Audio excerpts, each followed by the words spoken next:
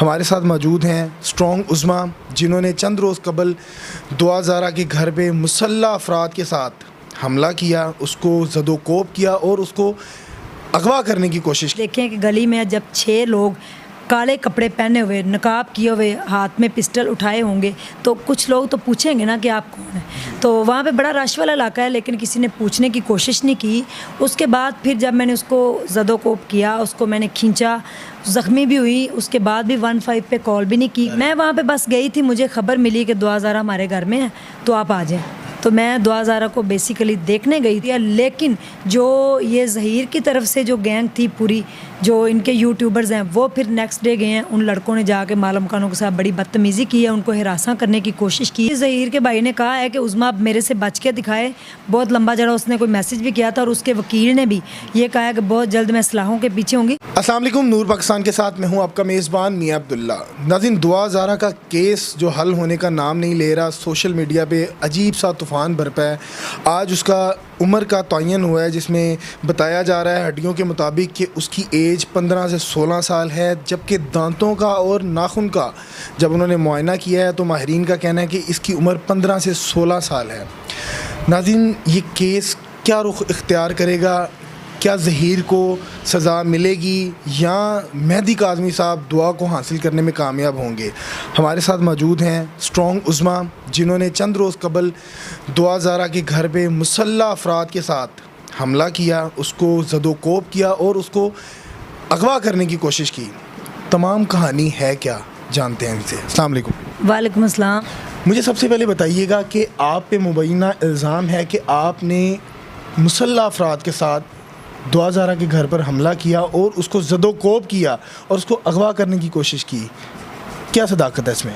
जी, मुझे भी ये वीडियोस भी मैंने देखी हैं और काफ़ी लोगों ने बताया कि मैंने उसको काफ़ी ज़दोकोब किया है और उसको ज़ख्मी भी हुई है जिसमें वो, और नेक्स्ट डे ही उसका मेडिकल हुआ है। तो मेडिकल की रिपोर्ट में आज उसका कोई ज़ख्म कोई वाज़ह नहीं हुआ कि इसको इस तरह इसके साथ ज़दोकोब किया गया है या इसको अगवा करने की कोशिश की गई है। तो जहाँ पे मैं गई थी, जहाँ पे मुझे ख़बर मिली कि दुआ ज़ारा यहाँ पे रहती है, वहाँ पे बड़ा रश वाला इलाका है वो। तो वहाँ पे अगर मुसल्लह अफराद मेरे साथ जाते 6-7, जो कि सुना है कि गली में खड़े रहे हैं और मैंने जाकर उसको खींच के लाने की कोशिश की है। तो आप ये देखें कि गली में जब 6 लोग काले कपड़े पहने हुए, नकाब किए हुए, हाथ में पिस्टल उठाए होंगे तो कुछ लोग तो पूछेंगे ना कि आप कौन हैं। तो वहाँ पे बड़ा रश वाला इलाका है, लेकिन किसी ने पूछने की कोशिश नहीं की। उसके बाद फिर जब मैंने उसको ज़दोकोब किया, उसको मैंने खींचा, ज़ख्मी भी हुई, उसके बाद भी 15 पे कॉल भी नहीं की गई, कोई FIR भी नहीं हुई मेरे पे। तो मुझे नहीं समझ आ रही कि किसने जाके ये सारा मामला किया है। मैं तो सिंपल एक तरीके से वहाँ कहानी है क्या, यही आपसे पूछना चाह रहे हैं। मैं वहाँ पे बस गई थी, मुझे ख़बर मिली कि दुआ ज़ारा हमारे घर में है तो आप आ जाएँ। तो मैं दुआ ज़ारा को बेसिकली देखने गई थी, हालांकि मैंने सोचा था 1000 मरतबा। आपको ही ये खबर क्यों मिली? और भी यूट्यूबर हैं, उनको ये खबर क्यों नहीं मिली?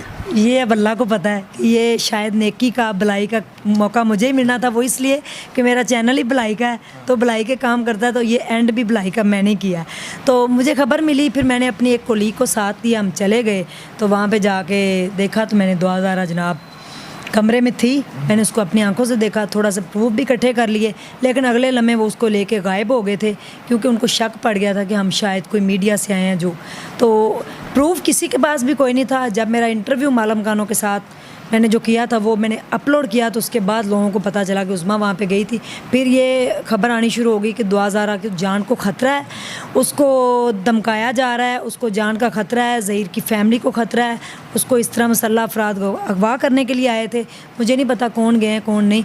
और अगले दिन फिर वहाँ पे डिफरेंट यूट्यूबर गए हैं, उनके घर पे जाके लोगों ने मालूम खानों का इंटरव्यू भी किया। उन्होंने आपको खबर दी थी कि दुआ ज़ारा यहीं है? जी, उन्होंने फिर दोबारा इंटरव्यू दिया, लेकिन जो ये ज़हीर की तरफ से जो गैंग थी पूरी, जो इनके यूट्यूबर्स हैं, वो फिर नेक्स्ट डे गए हैं। उन लड़कों ने जाके मालूम खानों के साथ बड़ी बदतमीज़ी की है, उनको हिरासा करने की कोशिश की है, ज़बरदस्ती दाखिल हुए हैं।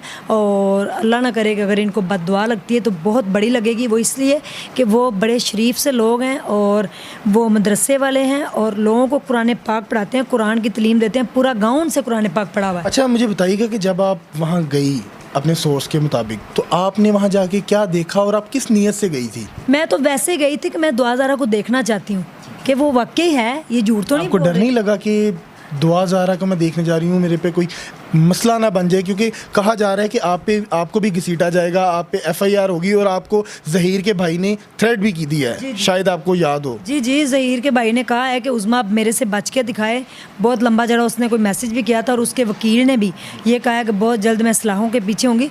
मुझे डर लगा था, मेरे पास कोई कैमरा कोई फ़ोन कुछ नहीं था, मेरी कुलीग के पास फ़ोन था। तो फिर जब मैंने देखा, मैंने कहा ये देख लिया मैंने 2000 को, छोटी सी बच्ची है मोबाइल पे पता नहीं तस्वीरें देख रही है अपने बाप की बहन की, और लेके मोबाइल ग्लासेस के बगैर बैठी हुई, उसकी नज़र भी वीक है, यूं करके देख रही थी।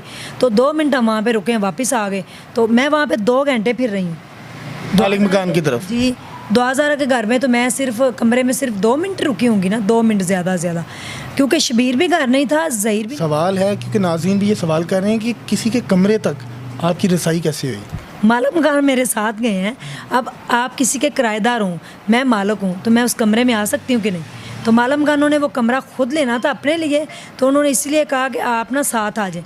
मैं फिर साथ गई हूँ, तो जाके मैंने देखा मेरी कोलीग भी थी, हमने 2000 को देख लिया, जाके हम वापस आ गए। क्या हालात क्या थे कमरे के? कुछ भी नहीं, कमरा बहुत बुरा सा था, जाहिर है वो ढेर कपड़ों को उन्होंने बांध के रखे हुए थे, एक चारपाई बिछी हुई थी, वॉशरूम था, साथ ही वो पड़े हुए थे कपड़े वगैरह, बर्तन वगैरह, उसी में किचन है, उसी में वॉशरूम है, क्वार्टर नुमा है, 4 क्वार्टर हैं, एक में कोई और रहता है, बाकी 3 में ये फैमिली पूरी रहती है। अच्छा, मुझे बताइएगा कि आप वहाँ इंटरव्यू करके आई हैं, आपने देखा भी दुआ किन हालात में वहाँ रह रही है, आपको क्या लगता है कि दुआ अपनी मर्ज़ी से है या उसको किसी गैंग ने ज़दोकोप करके रखा हुआ है? देखें मेरी बात सुने, बच्ची आई तो अपनी मर्ज़ी से है कराची से, ठीक है, आगे आके वो ट्रैप हुई है, किस तरह इनकी बातों में आई है, क्या हुआ है, लेकिन बच्ची बड़े आराम से मोबाइल लेके बैठी हुई थी। मैं हैरान थी कि ये कमरे में अकेली है, मोबाइल भी इसके पास है, अपने बाप को फ़ोन तो कर सकती है, कोई एक मैसेज दे सकती है, पापा मैं इस तरह यहाँ अपने बाप को मैसेज दे सकती है। फिर जब उनको फुल प्रूफ सिक्योरिटी में लेके जाया जाता है मेडिकल के लिए, तो वो उसके साथ कोई भी नहीं होता, वो कह सकती है सिक्योरिटी को कि मैं थ्रेड हो रही हूँ, मुझे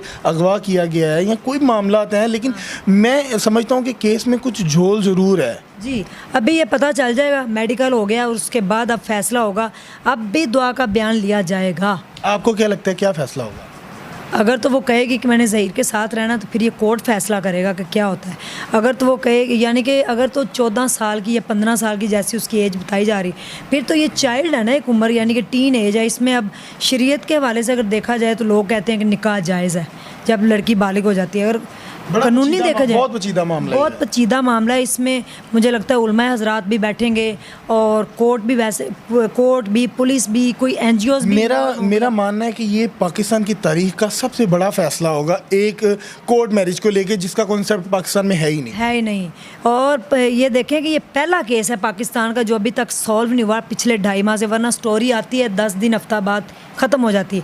कितना बड़ा केस था ये, जो बच्ची को उसने कत्ल किया था, 7 दिन की बच्ची को, मियाँ वाली का केस, और उसका हफ्ते बाद पता भी नहीं, अब पता ही नहीं वो कहाँ। मुझे बताइएगा कि आप पे ये इल्ज़ाम लगाया जा रहा है कि आपने मालिक मकानों को कुछ पैसों की पेशकश की है या उनको दिए हैं और अपनी मर्ज़ी का इंटरव्यू उनसे कंडक्ट किया है। नहीं, देखिए मेरी बात सुने, नेक्स्ट डे जब यूट्यूबर गए, मैंने मालिक मकानों को सिखाया था कि आपने ये बोलना है, मैं तो पास भी नहीं खड़ी हुई थी, तो उन्होंने इंटरव्यू किया है। तो मालिक मकानों को मैं आज फिर हल्फन कहती हूँ, मैंने 1 रुपया नहीं दिया। उन्होंने, उनके मैसेजेस आज भी सेव है, मैं आपको दिखा सकती हूँ। उन्होंने ये कहा है कि हमने ये काम अल्लाह की रज़ा की खातिर किया है। जब फादर डे के ऊपर उसके बाप के रोती हुई वीडियो देखी है और उसके बाद उनकी माँ का मेरे साथ इंटरव्यू देखा है, तो उसमें फिर उन्होंने कहा है कि हमें जो है ना, दिल में आया ख्याल कि क़यामत के दिन हमने अल्लाह को जवाब देना है, तो अल्लाह पूछेगा कि आपने बुराई को आंखों से देखा, फिर आपने दिल में बुरा जान के बैठ गए। अगर आपकी रसाई यहाँ तक थी कि आप किसी को बताते, तो ये केस फिर इस तरह से मेरे पास आया है। वो मुझे जानती थी, मेरी फ़ैन थे, लेकिन मेरी बात पहली बार मुस्बत खबर जो है वो उज़मा ने दी है। एंड पे जाके मैंने दुआ ज़ारा को देखा, और उससे पहले ये मेडिकल के लिए पेश नहीं हो रहे थे। जब मैं गई हूँ तो फिर इनको परेशानी हुई कि ये तो हमारे कमरे तक अगर कोई पहुँच गया तो कुछ मसला है। अगले दिन इन्होंने सिलेंडर किया है, ये पेश हो गए हैं मेडिकल के लिए। मैंने जाके ये ख़बर दी है कि दुआ ज़ारा यहाँ पे बैठी है। जो इन्होंने ये झूठ बोला था ना कि ये बड़े अच्छे घर में रह रही है, उनका आलीशान एक घर है वहाँ पे, वो मैंने जाकर लोगों को दिखाया कि ये क्वार्टर के अंदर जब से कराची से आई है वहाँ पे रह रही है। वहाँ से भी फ़रार हो रहे थे, कहीं जा रहे थे, वहाँ से भी जा चुके हैं। अगर अब आप पे FIR होती है और आपको कानूनी कार्रवाई का सामना करना पड़ता है, तो आप कैसे हैंडल करेंगी? देखिए मेरी बात सुने, मैंने एक हक़ और सच का साथ दिया है। जो मेरे पास सच्चाई आई वो मैंने आगे बयान कर दी, ठीक है। मेरे पे FIR होती है तो मालम खानों को भी बुलाया जाएगा, मुझे भी इन्वेस्टिगेशन होगी।